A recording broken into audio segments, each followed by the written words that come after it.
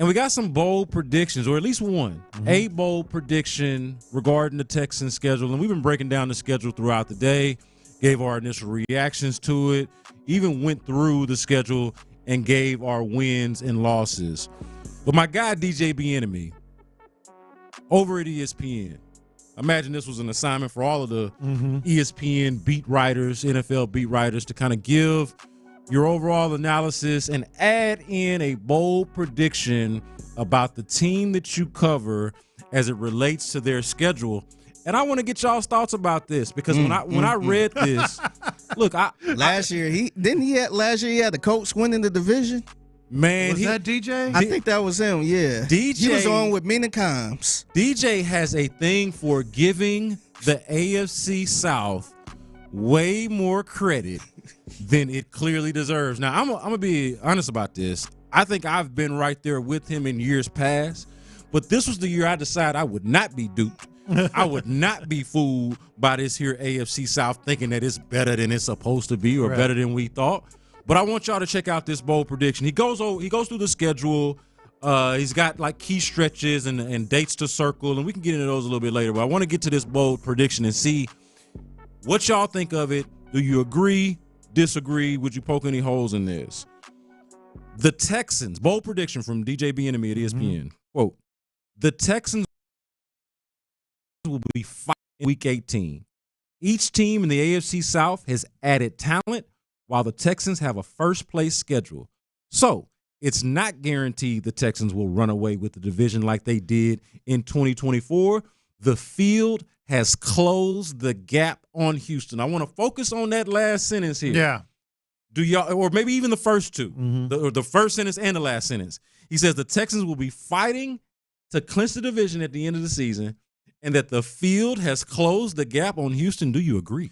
Yeah, I as I saw that, I'm kind of in two different lanes at the same time. Okay. The one lane is, as you saw when we made the predictions, week by week, I only had the Texans going 10-7, but I think sweeping the division.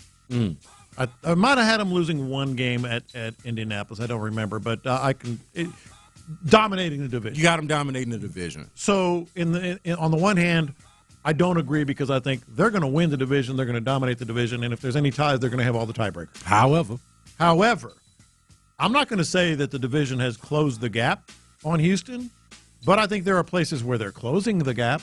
And that's a big difference between closed and closing, because Travis Hunter is a scary proposition in Jacksonville. But as much as that's scary, he's not a quarterback. He can affect games. He can maybe win games if he's as good as I think he's going to be.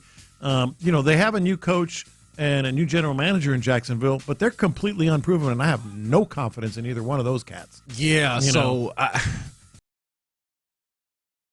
I closing the gap. Yeah. I just don't think it really matters. Yeah. Like I don't think the closing of the gap or whatever gains they've made on said gap, metaphorical gap here that we're talking about, I don't think that those gains are significant enough to where the Texans are going to be sweating it by the end of the year. Right. Nor is it significant enough to make them as good as the Texans. Exactly. I just don't think that that's the case. Now, I could obviously be wrong about that.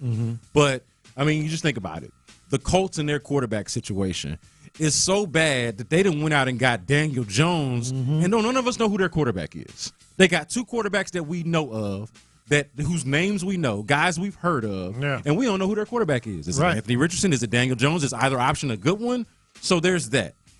Then you go over to the Jacksonville Jaguars, which are like the epitome of disappointment and underachieving. Now, they have leveled up. They add Travis Hunter. They're doing some things along the margins. They've got, a new GM they got new leadership. So they're doing some different things, right? You can't tell me that you really believe that they've closed the gap in a significant enough way to make them are you picking them to beat the Texans in this division or to win this division? Yeah, I just said no. Absolutely not. The league itself doesn't even respect Jacksonville enough to give them more than one nationally televised game. And then the Titans are the one that are kind of interesting to me because they're the Titans are the only ones that believe in themselves, or the only ones that believe in the Titans. Yeah. because they operate going into the season like they were going to be somebody. Yeah. And now, obviously, now they were splurging, too. They were splurging, dog. And then they go out They there. had me a little nervous. I'm like, maybe they could be a thorn in the you know what. Hey, they're splurging again. No, I want to look. I'm going to take a victory lap on this. Yeah. I took note of the splurge, but I was like, look, good for them. But I don't think that's going to make them that much better. I don't think they're going to be good. Yeah. You know, like if I was a Titans fan, I'd be happy about them investing in the team the way that they were and being aggressive the way that they were.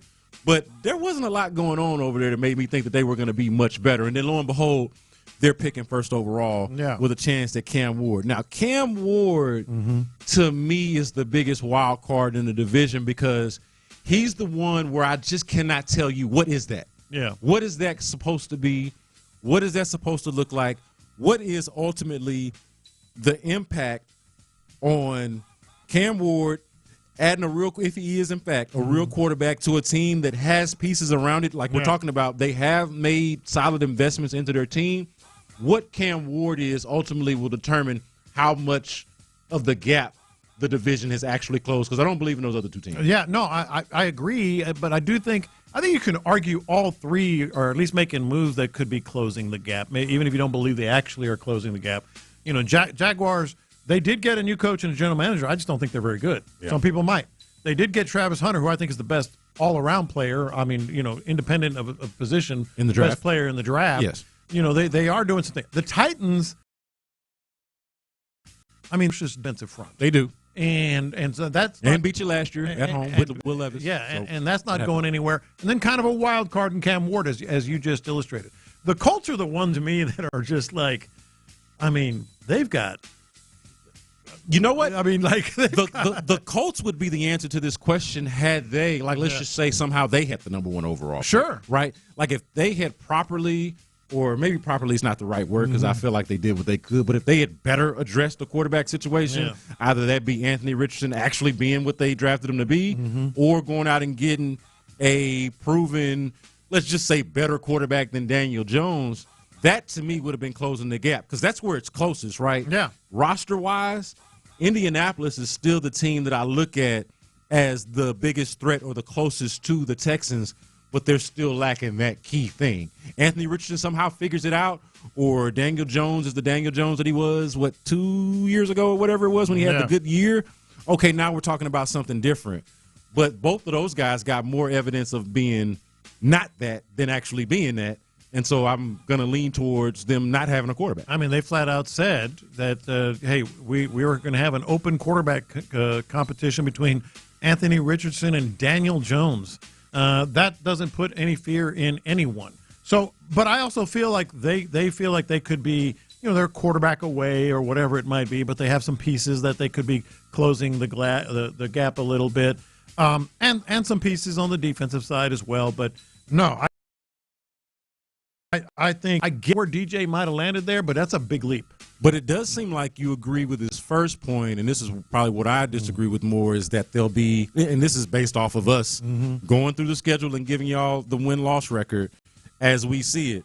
He's got them fighting to clinch the division. I think part of the logic is because he thinks the division is better, but, you know, they obviously play more teams than just the division. He's got them fighting to clinch the division at the end. I, notably, have them with the ability to rest guys. Well, you saw when we went through the schedule, I said they were 9-7 going into last week, and they had to win that the last week, and they'll have to win that last game. I think they will, but I think the division will pretty much be in pocket. That's just to get to 10 wins. Yeah. So I don't see any of these. Although I did see this morning someone had the Jaguars finishing 10-7 in 2020. What are they smoking on? I don't know what's in their cup. What's in their cup? Right, exactly. You'd have to. That's somebody that's definitely going all in on on Trevor Lawrence and the Travis Hunter. Yeah, I was gonna say you probably thinking somebody unlocked Trevor Lawrence at that point. Yeah, they think Liam Cohen is a magician. Yeah, they think they're gonna unlock Trevor Lawrence and be the person he thought he was going. We all thought he was gonna be this franchise quarterback. Yeah. Hey, side note: is Liam Cohen? Is he gonna turn out to be a con man? He talks kind of like a. They both do. So does the magnificent Gladstone. Yeah. The magnet. You know, that's really all the little isms and the magnificent. cats. That's the dude I can see from you know 10 years from now. You look up like, man, this dude lied on his resume. No, I'm just kidding. But it definitely gives those snake oil salesman kind of vibes. Like, I don't know if this guy is. In the back of my mind, I'd be a little worried though, because I felt like we had the same conversation with Nick Sirianni. Whenever he spoke, and it's just like, man, what is this guy talking? Like, but the difference I'm just a little worried. The difference is just a small little piece, just worried. Sirianni sounded like an idiot, and turns out he's not. This guy sounds like is trying to sound overly smart, but is he really though? You just turned on Siri by saying Sirianni on my phone. Oh, really? Look at that. it's logging everything. Hey, I wonder how often that happens in Philly. Yeah. I wonder. Wild. Like, why is? Oh, you said Sirianni. Yeah. and through the mic at that. Did they hear it through the headphones? Yeah. Don't say Jose Siri. That's right. Go ahead. I'm kind of with Figgy on this one. Like, hesitance I have. Just a small little part, but it's slightly different. Like Liam Cohen and the Magnificent Gladstone, they make Sirianni look cool. Like, they make him look hip. That's true. You know, that's how dorky they are. And the only thing I'm hesitating on is, all right, so this has turned into like a very dorky sports world. It's a nerd-based sports world. They leaning all into it with that organization too. And they are going all. Could we be wrong? Could I be wrong on maybe they're just really nerdy, but they're good? Because it seemed like that organization was going with the hard asses, the football hard asses. Now they just went a 180. Yeah. And now let's get this nerdy, dorky GM. And what if it works? Out of all the teams in the division, the Jaguars are the ones that I've always taken the least seriously. Me too. And so it is literally going to have to work for me to look at them differently. Yeah. Like, I can't give it no optimism, glass half full. The Jags stay the Jags. Yeah. The Jags be the Jags. Yeah. So, like, until they do something different, until they give me a reason. I mean, if going out and drafting Trevor Lawrence, supposedly the most surest of things that you can possibly find out there, haven't fixed it, I don't know. I don't know if some nerdy Gladstones and Cohens is gonna fix it. Yeah, I agree with that. I agree with that. But it's just a small part of my brain is like, me too. But the nerd. When did they unlock it? Like, I'm not all in. I use data and stats and advanced metrics. We all do now, but not like that. We're not like in the lab, Yeah. And just completely taking the human element out of things. They have, and it works for some people. What if it works? That's the only hesitance I have. Yeah, it might be a slim chance though. Yeah. Careful what you wish for and what you may predict, because it's very possible that the Jaguars could have egg on my face by the end of the season. Hopefully not. He does have, I want to mention before we get out of here. DJ says the date to circle on the schedule is Week 5 against the Ravens. Look, that's go for me be the date to that's like forget about, or like circle this date to go to to see a horror movie. Yeah. Or let's go in this haunted house. Or let's go to brunch. Let's go to the scene of the murder. Let's go do almost anything else to distract us from the torture that's about to take place. So that's like circling the date. You want to see this dead body on this date? You want to see like, I don't want to see that. But you know what? The other side of it, which and I'll give him credit for this, the circling of the date, and he makes this point. They win that game. Oh, yeah. Going into the bye week. I don't know if you could, I don't know if there could be a more significant morale boosting regular season win that you could possibly get for the Texans right now. They're going to rise up in the rankings. Yeah. You're going to have people like ESPN like, oh, yeah, the Houston, the top 3 team. Exactly. Yeah. No, 100%.